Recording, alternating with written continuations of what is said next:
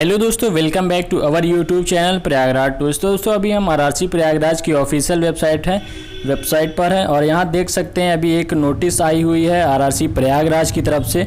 जैसा कि यहाँ पे आप देखेंगे लिखा हुआ है, नीचे और करना पड़ेगा। इस वाले सेक्शन में आप देखिए लिखा हुआ है CN हाईलाइट वाले में, important notice appeal against the decision of divisional medical committee या board for level 1 candidates under CN 1/2019 download. तो जैसे ही हम लोग डाउनलोड वाले ऑप्शन पर टैप करते हैं तो एक PDF डाउनलोड होने लग जाती है। अनफिट वालों की सभी की लिस्ट आ चुकी है। तो यहाँ पे देखिए अभी PDF ओपन है। जो भी लोग चैनल पर नए हो सब्सक्राइब करके बेल नोटिफिकेशन जरूर से ऑन कर लीजिएगा और टेलीग्राम चैनल में ज़रूर से जुड़ जाएगी, लिंक आपको डिस्क्रिप्शन में मिल जाएगी। तो यहाँ पे PDF देखिए ओपन हो चुकी है। यहाँ पर लिखा है केंद्रीय रोजगार सूचना संख्या 1/19 के तहत लेवल 1 के उम्मीदवारों का डिविजनल रेलवे मेडिकल बोर्ड या समिति के निर्णय खिलाफ अपील हेतु सूचना। केंद्रीयगत रोजगार सूचना संख्या 1/2019 के तहत लेवल 1 पद के लिए उम्मीदवारों को 13 फरवरी से लेकर 24 मार्च तक रेलवे भर्ती प्रकोष्ठ प्रयागराज द्वारा किए गए DV के बाद NCR के मंडल रेलवे अस्पतालों में चिकित्सा परीक्षण हेतु भेजा गया था, जिनमें से संलग्न सूची के अभ्यर्थियों को रेलवे चिकित्सा अधिकारी द्वारा जारी फिट प्रमाण पत्र के द्वारा चिकित्सा कोटि B2, C1, C2 में फिट पाया गया है। चूँकि भर्ती में पद का आवंटन मेरिट आवेदन पत्र में दिए गए पद की वरीयता यानी कि आपका जो प्रेफरेंस दिए थे, चिकित्सा परीक्षण में फिटनेस की स्थिति एवं अभ्यर्थियों की कोटि में उपलब्ध रिक्तियों के आधार पर किया जाता है। अतः निम्न चिकित्सा कोटि के कारण इन अभ्यर्थियों को पद आवंटन नहीं हुआ है। मतलब कि जो भी यहाँ पे लिस्ट में नाम दिए गए हैं, इनका मेडिकल स्टैंडर्ड ठीक ना होने की वजह से इनको जो है पोस्ट नहीं मिला है, पैनल में नाम नहीं दिया गया है। और आपको पता ही है अभी तक 2 पैनल आए हुए हैं, 2103 लोगों का और कुछ लोगों का था। तो टोटल मिलाकर के 4012 अभ्यर्थियों के पैनल अब तक आ चुके हैं और अभी काफ़ी सीटें बच रही हैं, वो अभी हम लोग लास्ट में देखते हैं। यदि ये उम्मीदवार DMB 3 सदस्य समिति के फैसले के खिलाफ अपील करना चाहते हैं तो वो अपीली अधिकारी से अपील कर सकते हैं। का पॉइंट में दिया अपीली आवेदन को प्रधान मुख्य चिकित्सा निदेशक उत्तर मध्य रेलवे प्रयागराज को संबोधित किया जाना चाहिए और साथ ही प्रधान मुख्य चिकित्सा निदेशक को आगे प्रस्तुति के लिए अध्यक्ष रेलवे भर्ती प्रकोष्ठ वाल्मीकि चौराहा प्रयागराज को प्रस्तुत किया जाना चाहिए। मतलब आप सभी जो है मुख्य चिकित्सा निदेशक उत्तर मध्य रेलवे प्रयागराज के नाम पे आप अपील करेंगे। फिर इसके बाद वहाँ से इसे जो है फॉरवर्ड कर देंगे प्रधान मुख्य चिकित्सा निदेशक को। फिर खा पॉइंट में लिखा हुआ है अपील इस नोटिस के जारी होने की तारीख से 30 दिनों के भीतर रेलवे भर्ती प्रकोष्ठ प्रयागराज कार्यालय में पहुंच जानी चाहिए। शाम को 6 बजे तक स्पीड पोस्ट के माध्यम से या व्यक्तिगत आप डायरेक्ट भी पहुंच करके जमा कर सकते हैं। अपील के बाद चिकित्सा परीक्षा के लिए कोई और मौका नहीं दिया जाएगा। ऐसी अपील तभी मानी जाएगी जब अपील में उस कारण या औचित्य का उल्लेख होना चाहिए जिसके लिए उम्मीदवार अपील कर रहा है। मतलब कि जिस भी वजह से आप अपील कर रहे हैं कि आपको जो इसमें फिट है लेकिन रेलवे के द्वारा आपको अनफिट दिया गया है, आपका मेडिकल स्टैंडर्ड अच्छा होना चाहिए बट रेलवे ने उसे कम दिया है, तो आप उस पॉइंट को वहाँ पे मेंशन करेंगे और उसी की जाँच भी कराएँगे। सेकेंड पॉइंट लिखा है उम्मीदवार सरकारी या निजी डॉक्टर से उस विशेषता या विशिष्टता का प्रमाण पत्र प्रस्तुत करता है जिसमें उम्मीदवार अनुपयुक्त पाया गया। तो वही चीज़ें जिस वजह से आपको अनफिट पाया गया है वही आपको प्रूफ देना होगा। वही आपको गवर्नमेंट या प्राइवेट डॉक्टर किसी से भी आप बाहर जांच करा सकते हैं और उसमें आपको फ़िट शो कराना होगा यदि आप फिट हैं तो। बाकी नहीं फिट है तो फिर कोई बात ही नहीं है, आपको अपील भी करने की ज़रूरत नहीं। बट अगर आपको ऐसा लगता है कि मैं फ़िट हूँ या मेरा मेडिकल स्टैंडर्ड अच्छा होना चाहिए देन वो सारी चीज़ें आपको यहाँ पे मेंशन करनी होंगी। उसी के बेसिस पे आपको रीमेडिकल का ऑप्शन मिलेगा। थर्ड पॉइंट है इस तरह के प्रमाण पत्र में एक नोट शामिल होना चाहिए कि सरकारी या निजी या विशेष चिकित्सा श्रेणी के रेलवे द्वारा निर्धारित शारीरिक और दृश्य मानकों से पूरी तरह अवगत है और इस तथ्य से अवगत है कि उम्मीदवार को पहले से ही इन मानकों के अनुरूप उपयुक्त मेडिकल बोर्ड जो कि सरकार द्वारा नियुक्त 3 वरिष्ठ रेलवे डॉक्टर शामिल कर बना है के द्वारा आयोजित चिकित्सा परीक्षा के दौरान इन मानकों के अनुसार आयोग घोषित किया गया है प्रोफार्मा A के अनुसार। तो एक जो है यहाँ पे नोट भी लिखना होगा, जिन भी डॉक्टर से आप करवाते हैं उनको ये पता होना चाहिए कि रेलवे में किस तरह का मेडिकल स्टैंडर्ड होता है, कैसे वहाँ पे मेडिकल चेक किए जाते हैं। क्या क्या चीज़ें चेक की जाती हैं, और साथ ही उनको ये भी पता होना चाहिए कि रेलवे ने आपका चेक किया है और आपको अनफिट पाया है, फिर उसके बाद ही जो आपका चेक कर रहा है वो अपनी चीज़ों को लिखेगा। 4th पॉइंट है प्रमाण पत्र पर उम्मीदवार की तस्वीर और पहचान का निशान सरकारी या निजी जारीकर्ता प्राधिकारी द्वारा विधिवत प्रमाणित होना चाहिए। मतलब जो आप बाहरी डॉक्टर, गवर्नमेंट हो या प्राइवेट हो, अगर उससे आप बनवा रहे हैं मेडिकल सर्टिफिकेट, तो आपकी उस सर्टिफिकेट में फ़ोटो होनी चाहिए और पहचान चिन्ह भी वहाँ पे होना चाहिए, जो कि आप उसी डॉक्टर से उसको वेरीफाई भी करवाएंगे। 5th पॉइंट है ऐसा प्रमाण पत्र जारी करने वाले प्राधिकारी अपना MCI या राष्ट्रीय पंजीकरण संख्या का भी स्पष्ट रूप से उल्लेख करना होगा। जिनसे भी कराएंगे उनको ये अपना देना होगा। 6 है शुल्क उम्मीदवार द्वारा देय होगा और इसके लिए उम्मीदवार को FA एंड CAO/NCR प्रयागराज के पक्ष में देय डिमांड ड्राफ्ट के माध्यम से 1000 रुपये का भुगतान करना होगा। जब आप अपील करेंगे तो आपका 1000 रुपये का DD यानी डिमांड ड्राफ्ट बनवाना होगा, जो कि इस नाम से बनेगा, इनके पक्ष में देय होगा। बैंक में जाएंगे तो इनके फेवर में आपको बनवाने होंगे। 7 संबंधित अपीली प्राधिकारी प्रधान मुख्य चिकित्सा निदेशक उत्तर मध्य रेलवे प्रयागराज होंगे।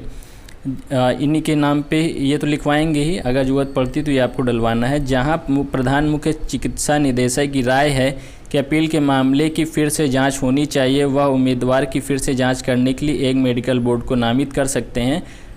प्रधान मुख्य चिकित्सा निदेशक द्वारा विधिवत अनुमोदित मेडिकल बोर्ड की सिफारिशों को RRC प्रयागराज के माध्यम से उम्मीदवार को सूचित किया।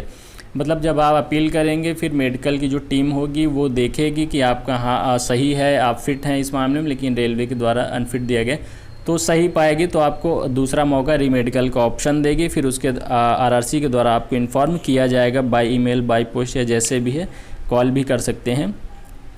यदि निर्णय अनफिट से फिट में बदल जाता है तो जमा किया गया DD उम्मीदवार को वापस कर दिया जाएगा। अन्य सभी मामलों में इस DD को रेलवे के राजस्व में जमा किया। आपका अगर जैसे फिट अनफिट दिया गया लेकिन आप अपील करते हैं, फिट पाए जाते हैं, तो 1000 रुपये आपको वापस तो मिल ही जाए, लेकिन वापस से अगर अनफिट पाया जाता है, अपील का मौका नहीं मिलता है, तो वो 1000 रुपये रेलवे के खाते में जमा ही हो जाएंगे। फिर ये सीरियल नंबर दिए गए उन सभी अभ्यर्थियों के जो कि अनफिट पाए गए हैं। सीरियल नंबर, ये रजिस्ट्रेशन नंबर है, रोल नंबर है, नाम है इनका प्रदीप कुमार सिंह, और इनको जो है अनफिट पाया गया है A2, A3, B1, B2, C1, C2 सभी में पाया गया अनफिट ड्यू टू हाइपरटेंशन की वजह से इनको, और and MVP mitral valve prolapse की वजह से। तो इस वजह से इनको अनफिट पाया गया है, तो कोई भी मेडिकल स्टैंडर्ड इनको नहीं मिला है। और इनको अगर अपील करनी है तो यही चीज़ें जांच करानी होंगी, और इसी का जो है आपको फिट का सर्टिफिकेट बनवाना होगा, फिर अपील करना होगा। सेकंड है इनका देखते हैं, स्वामीनाथ राय जी हैं, इन अनफिट पाए गए, इनको भी सभी मेडिकल में सेम चीज़ें हैं इनका भी। फिर इसके बाद नीचे देखते हैं, थर्ड में अमित कुमार का fit in handicapped OH category. तो इनका जो है ये हैंडीकैप्ड है, OH कैटेगरी में इनको पाया गया है, तो इसकी वजह से इनको नहीं मिला। ये नॉर्मल स्टूडेंट्स रहे होंगे लेकिन इनका हैंडीकैप में आया हुआ है, तो इस तरह से इनको जो है अनफिट पाया गया है। ऐसे ही सभी का आप देख सकते हैं 1 बाय 1, और कोई दूसरा देख लेते हैं अनफिट का कैटेगरी। ये वाला देखते हैं 10 नंबर पे, Abhinay Patel ji, unfit in A2, A3, B1 and C1 due to substandard vision, fit in C2 with glass और 4DV। तो इनका जो है ग्लास लगाते थे, जिनका जो है विज़न काफ़ी रहा होगा, फिट इन C2 में पाया गया है विथ ग्लास के साथ इनको C2 में पाया गया है 4DV के लिए। फिर इसके बाद इनका भी ऐसे ही है, glass 4DV as per para 512 1 IRMM 200। तो ये चीज़ें खैर मुझे क्लियर नहीं है, बट जिनका हुआ होगा तो इनको बताया भी गया होगा, और डॉक्टर वगैरह से पूछेंगे तो पता ही चल जाएंगे आपको।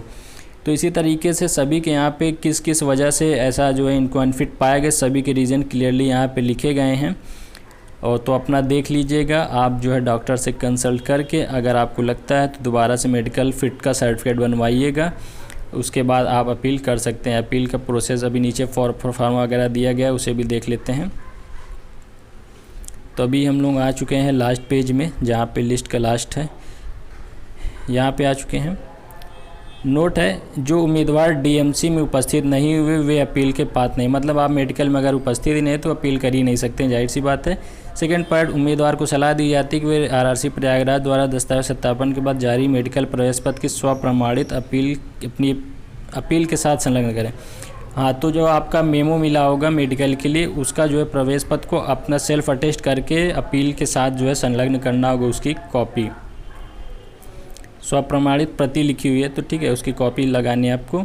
फिर दिनांक, ये आज का डेट ही है, आज आया है नोटिस। फिर इसके बाद ये प्रोफार्मा आपको दिए गए हैं। प्रोफार्मा ये है, proforma for medical certificate to be obtained from speciality by candidate for appeal to PCMD against the decision of the medical. तो यहाँ पे आपकी फ़ोटो लग जाएगी, I have checked up Shri, ये डॉक्टर के द्वारा इस फॉर्म को भरा जाएगा, एड्रेस वगैरह आपके डाल दिए जाएंगे। इसके बाद who was applied for the post, आपकी पोस्ट यहाँ पे लेवल 1 लिख दी जाएगी in railway. The candidate is having followed standard requirement, तो यहाँ पे आपकी पोस्ट क्लास और standard required by railway for above post, examination finding of the candidate remark, तो यहाँ पे जो है डॉक्टर से सारी चीज़ों को भरवाने हैं।